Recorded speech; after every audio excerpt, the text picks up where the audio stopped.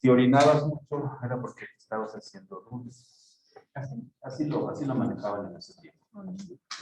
Los postulados todavía, o algunas de las cosas que hizo Hipócrates, que aún hoy en día funcionan, son muy sencillas. Si tienes una enfermedad o alguna lesión en el tejido, está seco, humedécelo. O sea, si tienes diarrea, te está secando, échale agua. Si estás mojado, una herida está mojada, está supurando, está seca. Si estás hinchado, pues no le eches más agua. Si tienes hipertermia, si estás con la temperatura elevada, enfríalo. Si estás frío, caliente. O sea, esos datos que parecen no tener importancia, si los pensamos, aún hoy en día funcionan. Doctor, ¿cuál es su presentación? Esta. Entonces, cuando ven a un niño, a un adulto, está con diarrea, está hinchado, pues ya no le echen nada. Si tiene frío, ¿no? Pónganle una manta o un cobertor electrónico para regular. Entonces, esos detalles nos van convirtiendo en mejores. Bien, vamos a hacer un brevísimo recordatorio hasta aquí de lo que hemos avanzado. Y posteriormente sus compañeros nos van a dar el tema de asa de Henle y túbulo contorneado.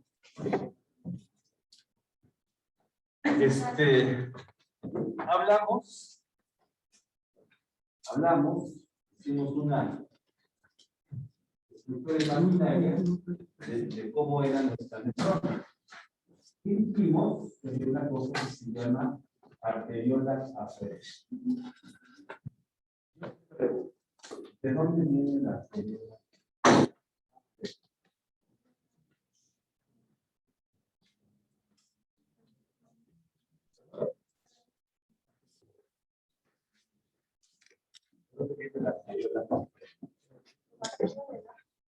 ¿La arteria renal de dónde viene?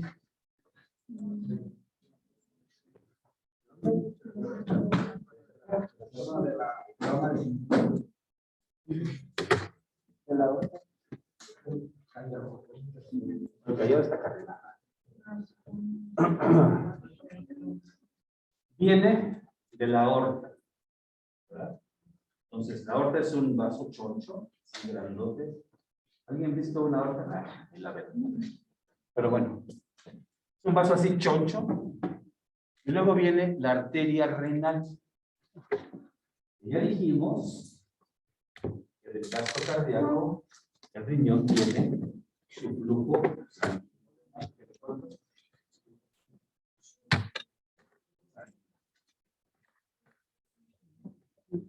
¿Perdón?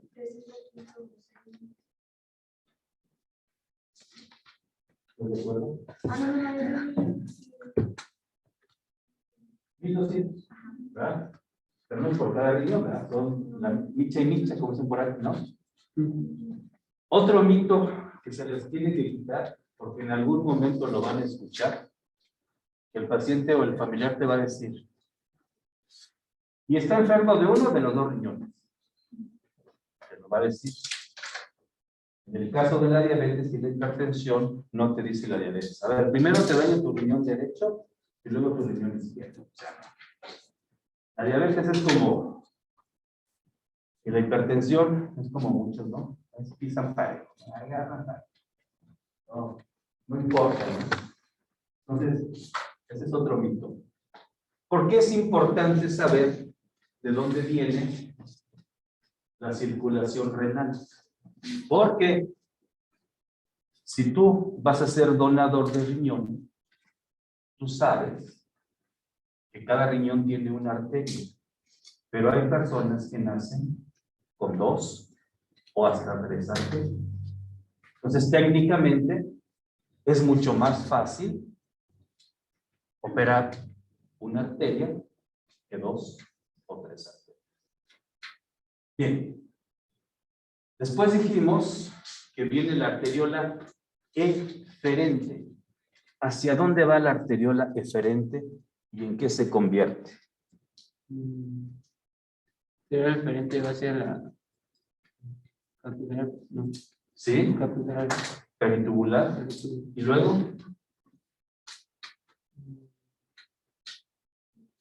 Cuando se va haciendo grande, primero vimos que la aorta, luego la arteria renal, luego las arcuatas, hasta la arteriola aferente.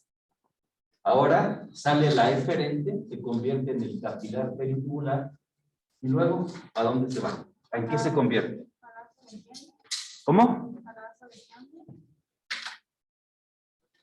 Capilar peritubular.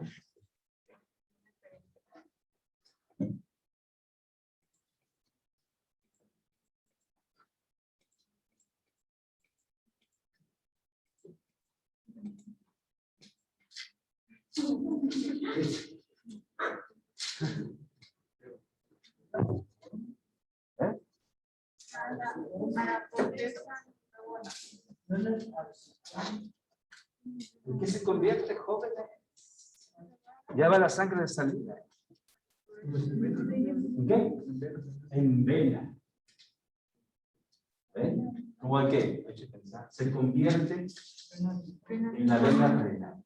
Digo, dentro del riñón, poco a poco va cambiando de nombre, pero al final, la macroscópica, la que podemos ver, se convierte en vena renal. Es raro, muy raro, que haya 2 venas renales cuando vas a hacer un trasplante de riñón. Es raro, muy raro. Pero es más común que haya 2 o 3 arterias en un donador. Puede ocurrir. ¿Estamos bien hasta ahí? ¿De acuerdo? Ok. Dado que no está el titular de urología, rápidamente, para que tengan el conocimiento fijo, el riñón mide para la población mexicana 12 centímetros de altura y 6 de ancho. Esos datos recuérdenlos siempre para toda su vida. Porque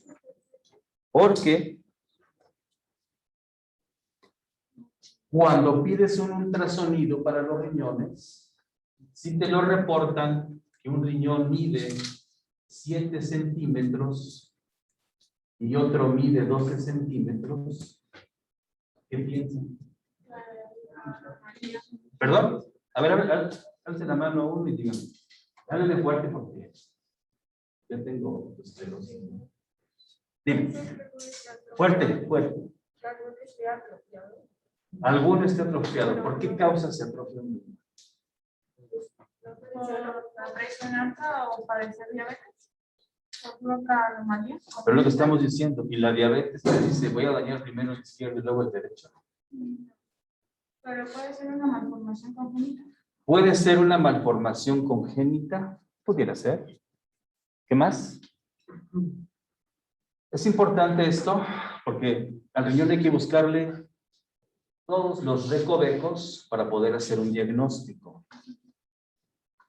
¿Cómo se alimenta el riñón? ¿A través de qué? ¿Qué lo acabamos de decir? A través de la arteria, ¿no?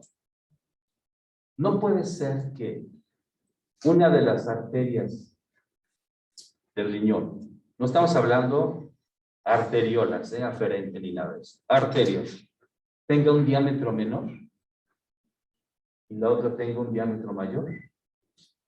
Si eso ocurre, quiere decir que la cantidad de nutrientes y oxígeno para la arteria que tiene menos diámetro es menor. Y este riñón se está desnutriendo y puedes tener esa anomalía. ¿De acuerdo? Es nada más para que lo tengan en mente. Otra característica del riñón es que tiene 2 partes vistas a través de un ultrasonograma. Una parte interna y una externa, como los árboles. La parte externa le llamamos corteza y la parte interna le llamamos médula. En ultrasonido, las dos deben medir exactamente lo mismo. Una relación 1:1. El riñón tiene la forma de un frijol, obviamente 150 veces más grande, pero tiene esa forma semicircular y sus bordes deben ser tan lisos como los del frijol.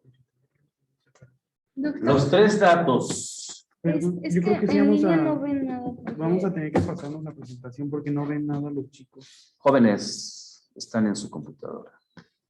Es que no se ve, o sea, Está en el bien, Zoom no se pásala, ve. pásala, no hay Ah, problema. ok, gracias. ¿Qué me queda? ¿Empieza una Ah, sí. Entonces, los tres datos por ultrasonido de que un riñón tiene una enfermedad crónica son disminución del tamaño de las siluetas renales por ultrasonografía. Pérdida de la relación corteza-médula. Y la superficie del riñón va a presentar jorobas. O va a presentar cicatrices. Esos son los datos de alguien que tiene una enfermedad renal crónica. Doctor, ¿cuál fue la última que mencionó? ¿Quién está hablando? Ah, Los que están en línea. ¿Cómo?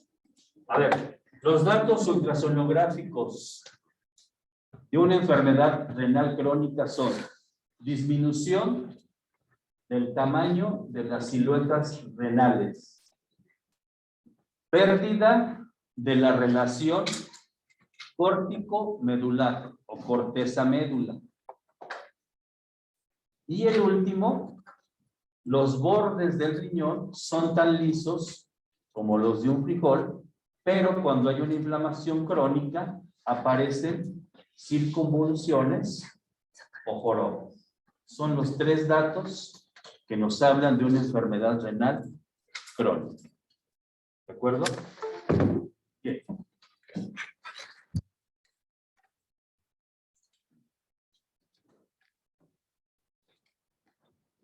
Entonces, sí, por un persona.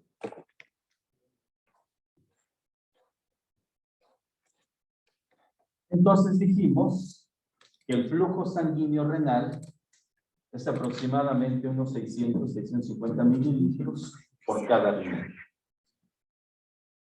Este flujo sanguíneo llega a todas y cada una de las nefronas a través de la arteriola aferente en condiciones normales. La arteriola aferente, en combinación con el diámetro estrecho de la arteriola eferente, provoca una presión intraglomerular para que las sustancias hidrosolubles, incluso la misma agua, puedan atravesar la barrera de filtración. ¿Hasta ahí vamos bien? ¿Ya pueden ver? Ya. Sí. Puntos de la barrera de filtración. La membrana basal, Una, los porocitos, dos,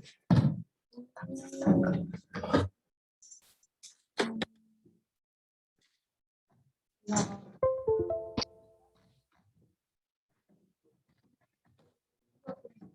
¿qué?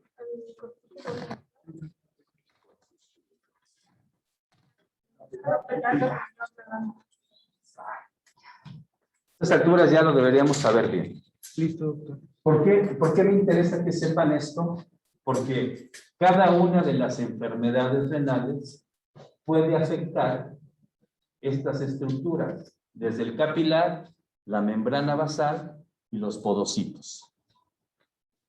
No les había mencionado una última estructura para no confundirlos y lo voy a hacer en este momento. ¿Recuerdan que dijimos que le dábamos a la manguera como 30 vueltas? A una manguera normal le damos como 30 vueltas, si la soltamos, se regresa. Entonces volvemos a nuestro pensamiento mágico. Vamos a darle como 30 vueltas. Y para que no se regrese, vamos a ponerle adentro plastilina. Entonces, tenemos la plastilina, le ponemos una asa de manguera, le ponemos otra, y ya se queda así.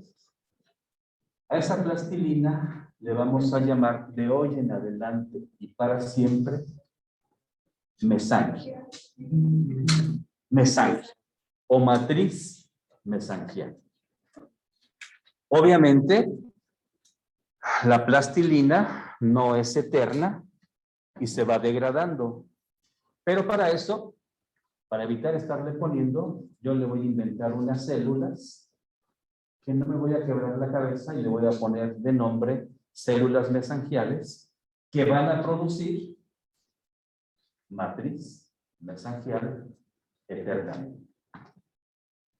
¿Estamos?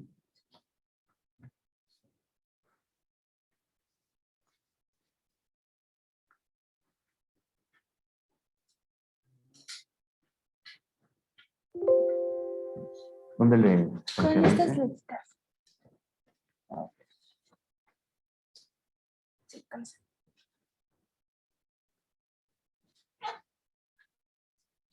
Bien. Entonces hablamos de la arteria renal y después se va dividiendo, que eso no es parte de este curso, al menos es de urología, les tienen que dar la vasculatura intrarrenal. Entonces, como dijimos, el gasto cardíaco envía el flujo sanguíneo renal para que los riñones trabajen de manera eficiente. El riñón derecho, casi siempre en las radiografías, en las tomografías, está un poquito más bajo que el izquierdo debido a la situación del hígado. Los riñones se encuentran en situación retroperitoneal. Bien, lo que habíamos dicho, sacábamos sangre, regresábamos 24 horas después y vemos que hay un precipitado, que son el hematocrito o las células, tenemos el plasma o las proteínas, tenemos el agua. ¿Sí lo alcanzan a ver? Okay. Bien. Entonces, a una especie de caricatura, vemos, ¿no tienen un señalador?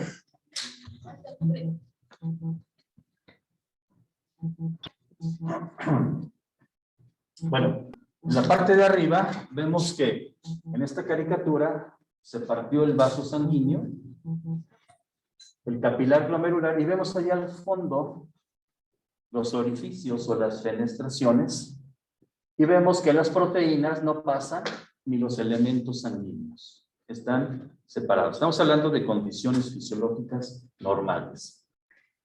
Viene la filtración, ¿verdad?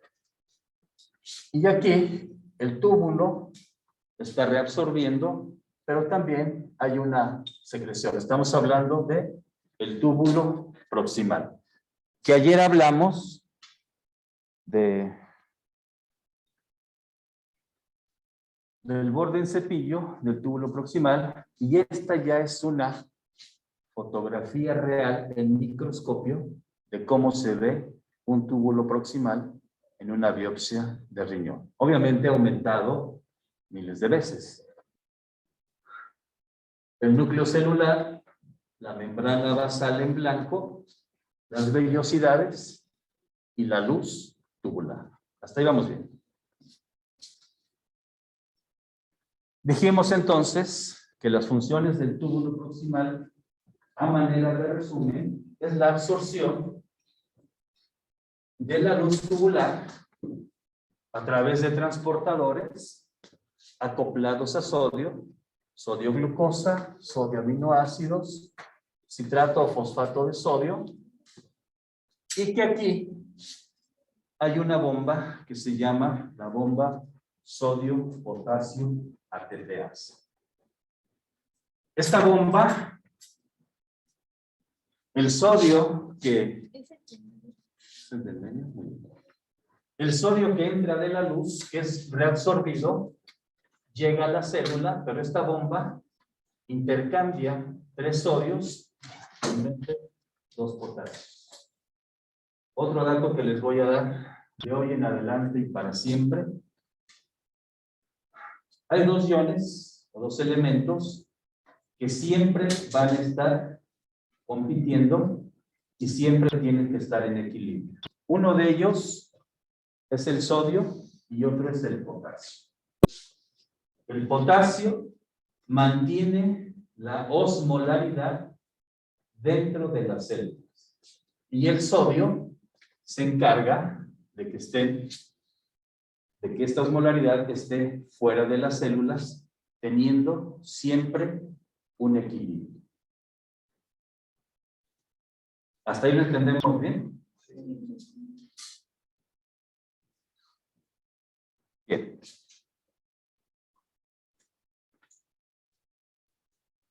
Entonces vemos aquí la cápsula de Bowman, que ya la deben tener perfectamente identificada.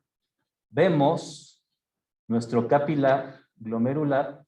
Aquí no hay mesangio para que lo podamos ver de manera clara. Y vemos aquí cómo las moléculas atraviesan, debido a la presión intraglomerular,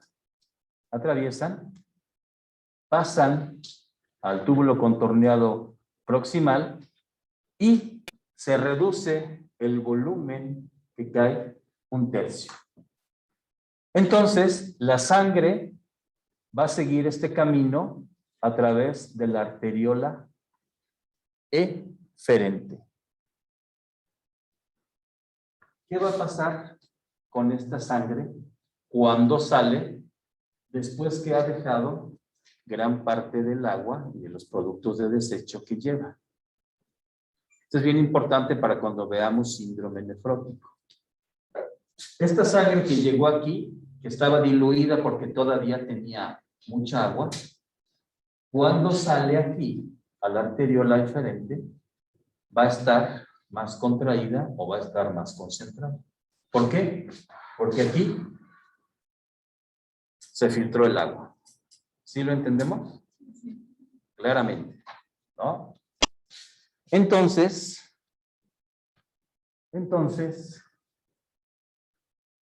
vamos a ver ahorita el asa. ¿Hasta ahí alguna pregunta, joven? Hay mucho más que hablar de esto, de transporte activo y todo. Yo nada más lo que necesito y quiero para ustedes es que tengan este conocimiento básico para que puedan interpretar más adelante lo que es un examen general de orina. ¿Sí? Adelante. ¿Puede que ocupe el... Sí. Lo que necesito.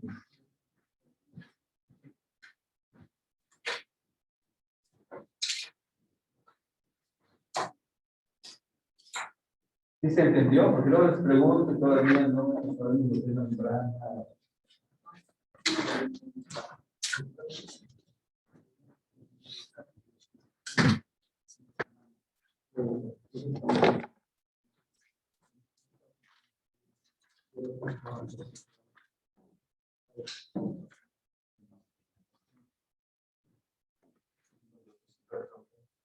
Cuando tú ganas un riñón, el otro te queda de perro para el tratamiento de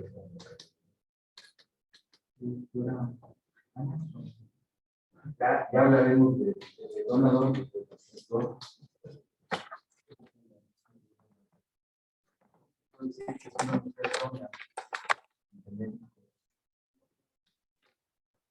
Luego se embaraza con un solo riñón, puede soportar perfectamente el embarazo.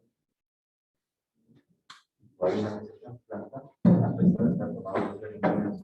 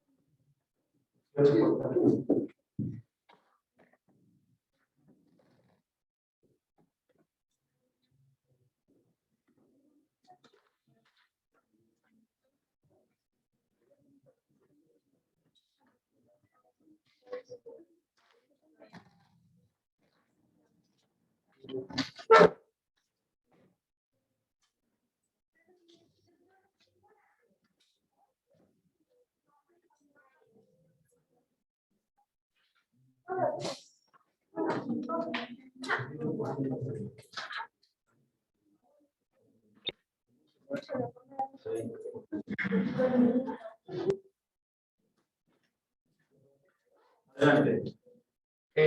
Bueno, yo les voy a hablar del asa de Henle.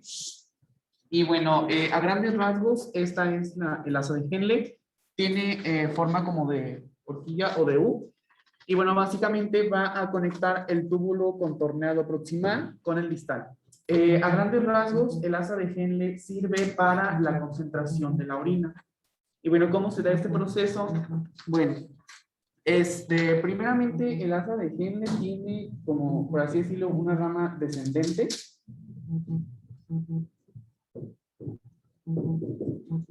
Y una ascendente. Yo creo que eso sería muy obvio. Esta es la descendente y la de la derecha pues es la ascendente.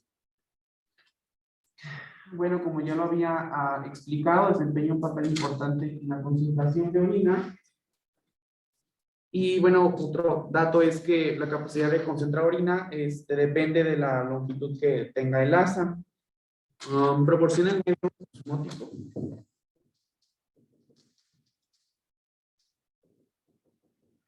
El medio osmótico adecuado para que la nefrona pueda concentrar la orina mediante un mecanismo que se denomina multiplicador en contracorriente.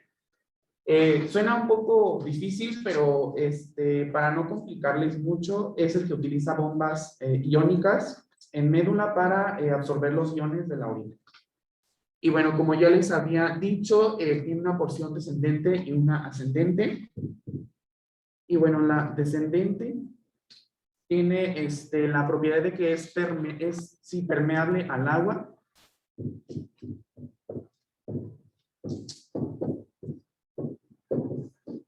Gracias a que tiene en sus células unos canales llamados acuaporinas 1, las cuales pues van a absorber el agua que pueda estar pasando del túbulo.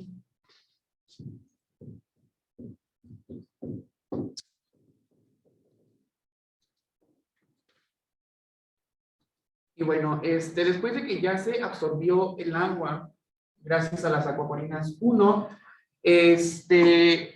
a continuación va a subir como la porción ascendente, la cual está caracterizada por tener ahora en sus células muchos canales que van a absorber los iones.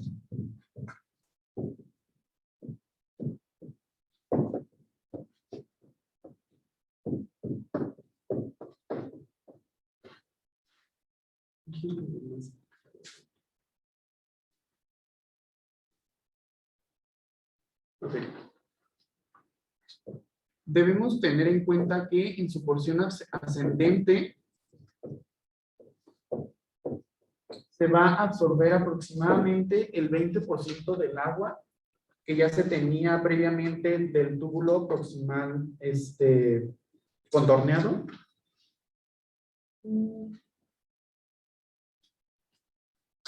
Y bueno, creo que es todo. Pero a grandes rasgos, pues es esto. Realmente, se los voy a decir, creo que está muy sencillo. El asa de Henle sirve para la concentración de la orina. Entonces, bueno, primero pasa por aquí, por su porción descendente, la cual es permeable al agua por las acuaporinas 1, que pues, obviamente van a absorber el agua. Y posterior a eso pasa por la porción ascendente, la cual es ahora impermeable al agua, pero su característica es de que tiene más canales para absorción de iones como el sodio, el potasio, el cloro, etc. Entonces, en su porción descendente se va a absorber primero el agua y en la ascendente se van a absorber los iones. Lo que quiere decir su compañero, para hacerlo todavía más fácil, vamos a agarrar un segmento de aquí, ¿verdad? Y lo voy a poner aquí. Digo, esto es como caricatura, ¿verdad? Agarré unas tijeras, corté el asa, la abrí y está así. Aquí hay unas estructuras que se llaman, quiere decir que el agua se va a ir. Voy a poner un ejemplo así medio feo para entender. Así para entender. Cuando tienes la coladera en el baño y está llena de pelos, el agua se va y se queda el cabello ahí. Es un ejemplo como este. Se va el agua y se quedan aquí las sales. ¿Sí? ¿Lo entendemos? Se le llama a este segmento el segmento. Sí, pero por extracción.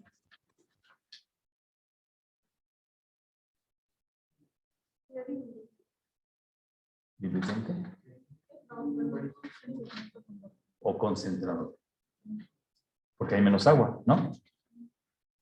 Y ahora vamos al otro lado, a este de acá. Aplicamos la misma. ¿Y qué pasa aquí? Canales. ¿Para qué sirven estos canales? Entonces, lo que aquí se quedó concentrado, aquí las sales se van y queda el agua. ¿Cómo se le llama este segmento entonces? ¿El qué? ¿El qué? Claro. ¿No? Así de sencillo. Sin embargo,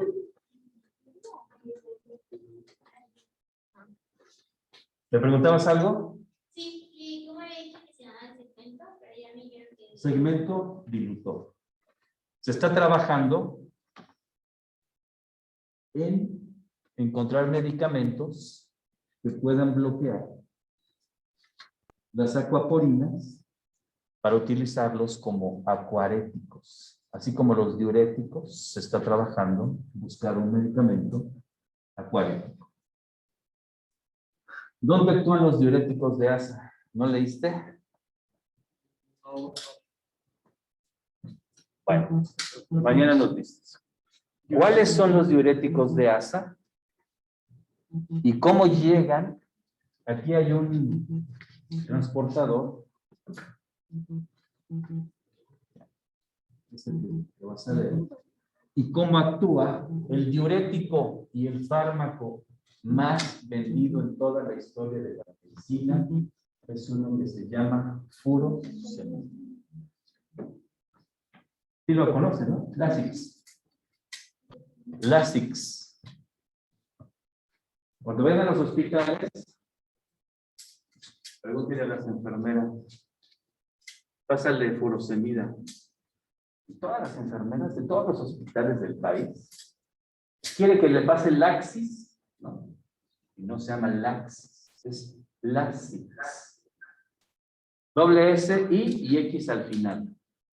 Y las enfermeras siempre le ponen X, Y, S. ¿Sí lo dicen? Es un fenómeno que ocurre, no sé por qué. Pero así pasa. Sí. Que le llaman el segmento diluyente. Bueno, encontré que lo partí, el libro lo partí en cuatro, dependiendo del segmento. Y creo que en cuatro, sí.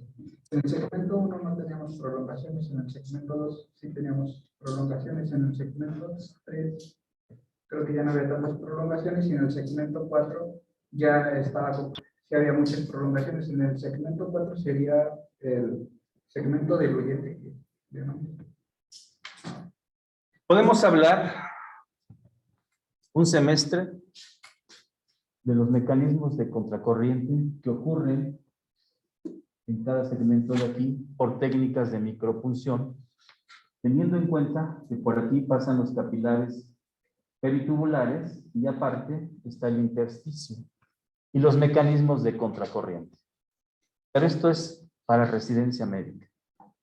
Si yo, con la pura asa de Henle, me pongo a darles el cambio de osmolaridades, los repruebo en una sola clase.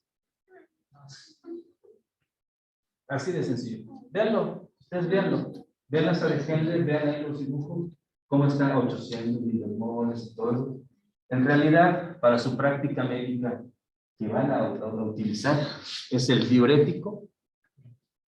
Cuando ven a una paciente o a una persona con retención de líquidos, que sepan en dónde actúa y cómo llega.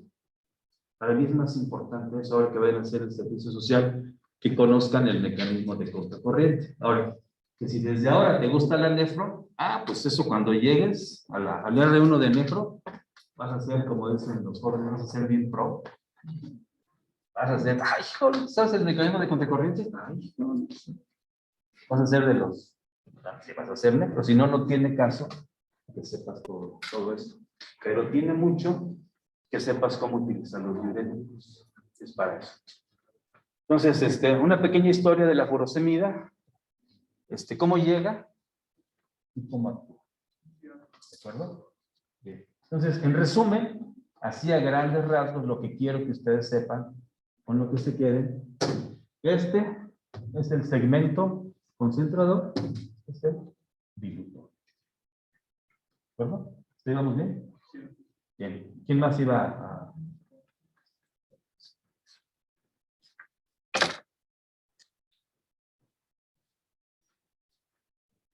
¿Es difícil? Un poquito de eso. Los que no van a hacer medicina interna, ni cardio, ni neuro, ni nada, todavía están aburridos de todo. Hasta aquí la van a hacer internistas, los que van a hacer cardio, los que van a hacer... Uy, por ahí, sí.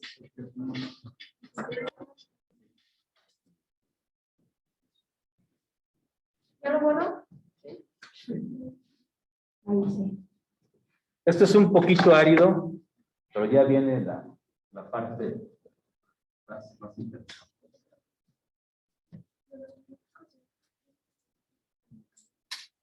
¿Sí? ¿Dónde actúa?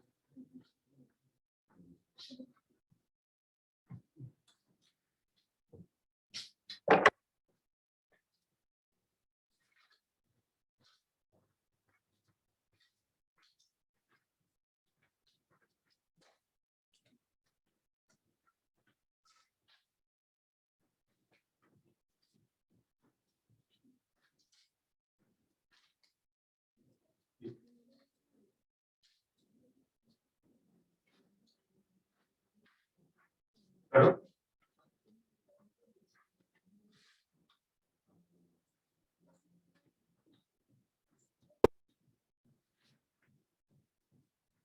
Bueno.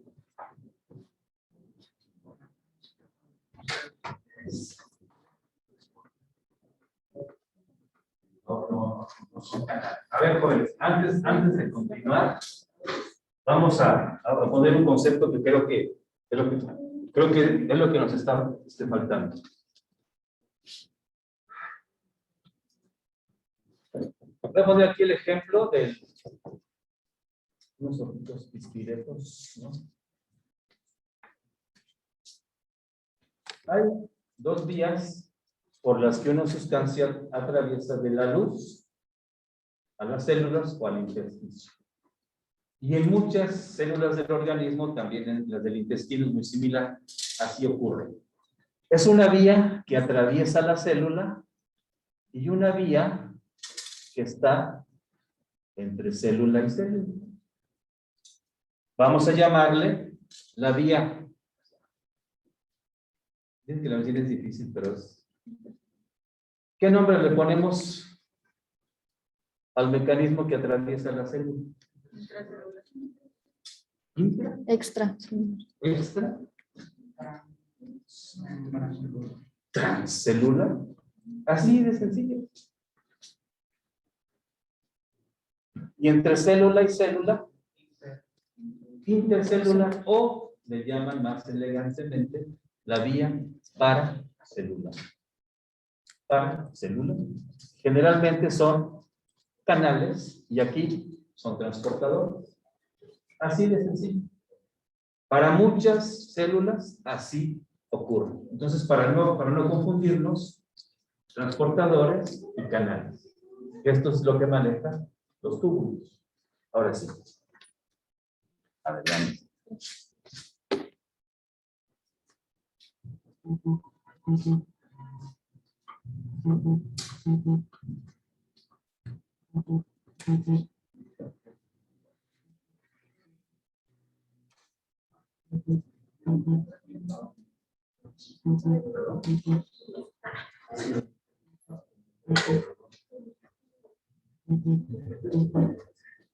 Bueno, yo les voy a hablar del túbulo contorneado distal.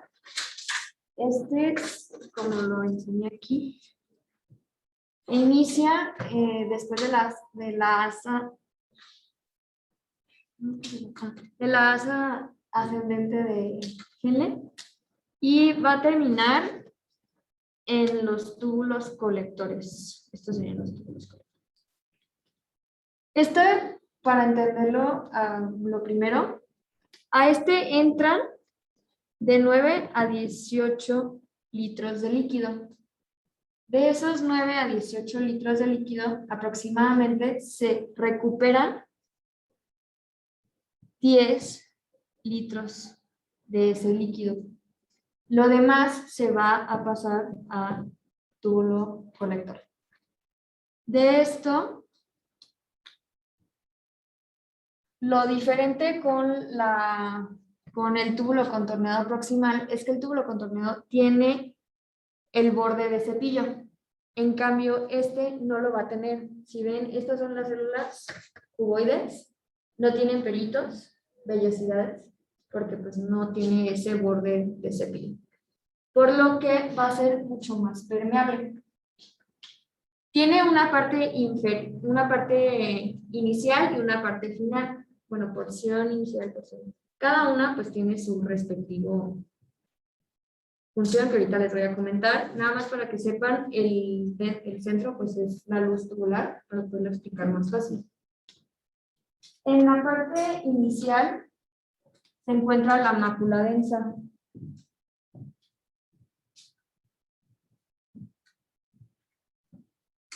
Esta va a ser sensible al cloruro de sodio. Es la zona del vaciado del asa de L. Y también está en contacto con ambas arteriolas, tanto la aferente como la deferente. Tiene características muy similares de reabsorción como la asa de L, pero la única diferencia es que esta parte va a ser permeable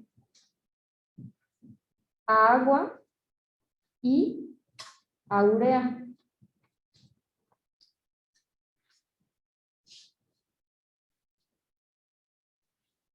Esta va a reabsorber diferentes iones como sodio, potasio, cloruro, magnesio, etc. Los iones. Y como les mencionaba que es sensible al cloruro de sodio, va a reabsorber el 5% del cloruro de sodio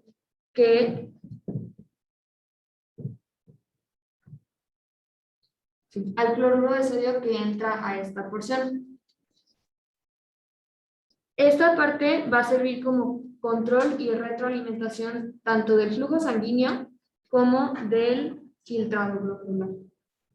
La segunda parte, que es un poquito más compleja, tiene células principales e intercaladas. Las principales van a secretar potasio y van a reabsorber sodio y agua. Mientras que las células intercaladas se dividen a su vez en dos. Son las células alfa y las células beta. ¿Hasta aquí tienen alguna duda o están entendiendo? Bueno. Las intercaladas constituyen del 30 al 40% del total de las células de los túbulos, tanto conector como este. Aquí hay mucha sensibilidad a las hormonas antidiuréticas, paratiroidea y a la aldosterona.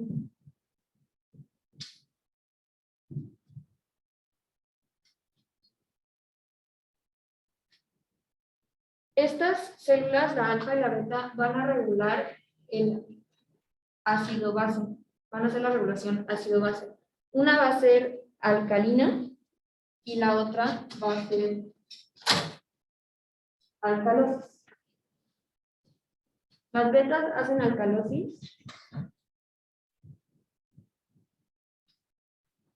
y las alfa hacen acidosis. Les voy a explicar bien. Las intercaladas reabsorben en general potasio, van a hacer completamente lo contrario al igual las alfa van a hacer lo contrario de la beta y viceversa, porque tiene que haber una regulación tanto ácida como básica, como ya les mencioné.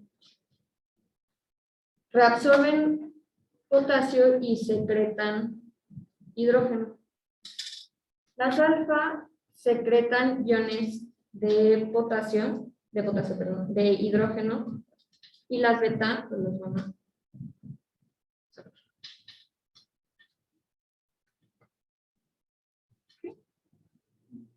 Aquí va a influir mucho el dióxido de carbono y el hidrógeno.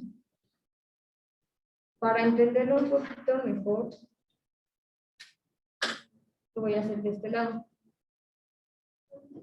¿Me podrías explicar otra vez lo de la reducción de potasio y la secreción de hidrógeno, por favor? Sí, las principales van a secretar potasio y van a reabsorber sodio y agua. Mientras que las intercaladas van a absorber potasio y secretar hidrógeno. Tanto las alfa como las beta, cada una tiene su función. Les voy a explicar bien qué es, porque así a simple vista pues no se va a entender muy bien. Pero las alfa van a secretar iones de hidrógeno mediante algo que se llama HATPasa. Ese es su transportador de hidrógeno. Por acción de la anhidrasa carbonato,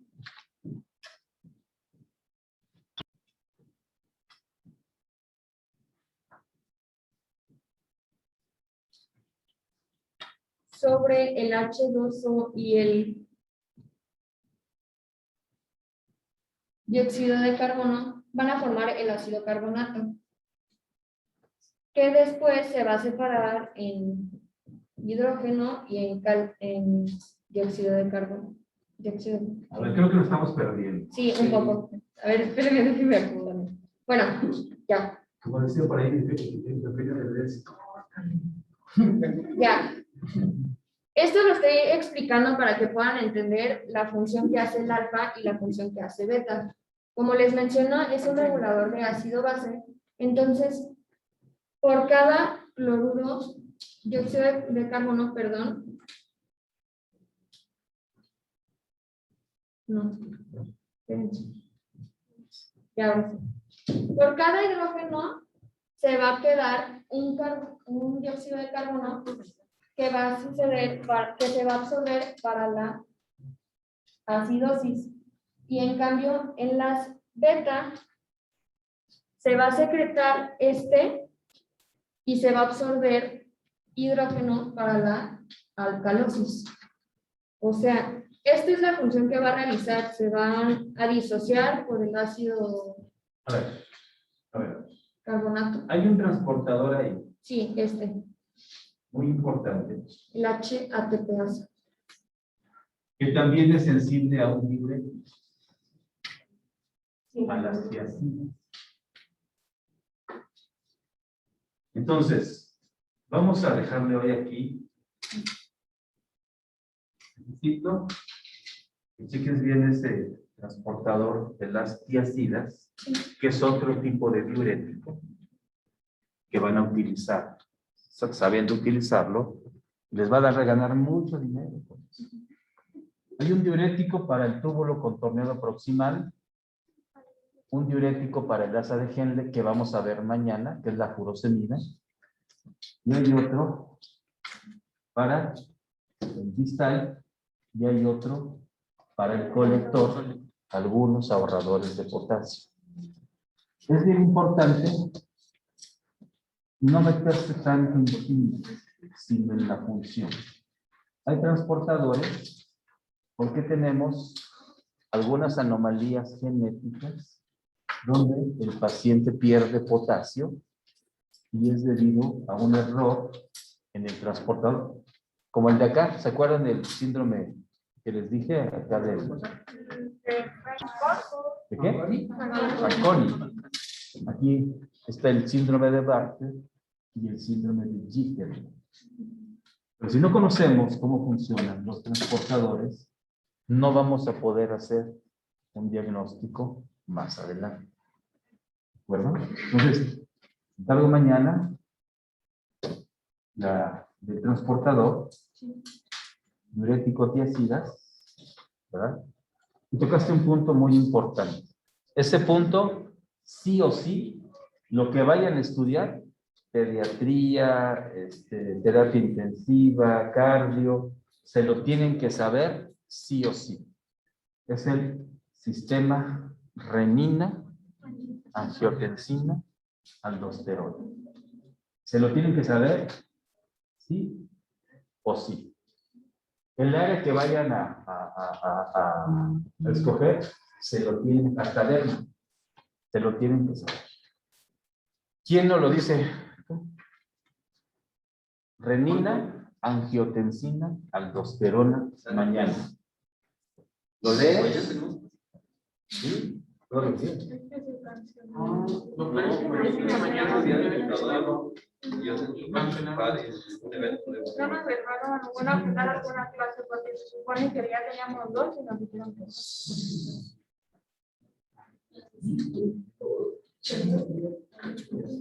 ¿A qué hora es tu evento? En la mañana. No, me dijeron que la mañana es entrenador.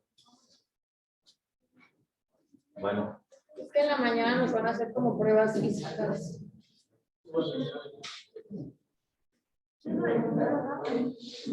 Bueno, entonces el día que puedan, el día que quieran, vemos renina, angiotensina, aldosterona. ¿Mañana que es viernes? Sí. Me gusta.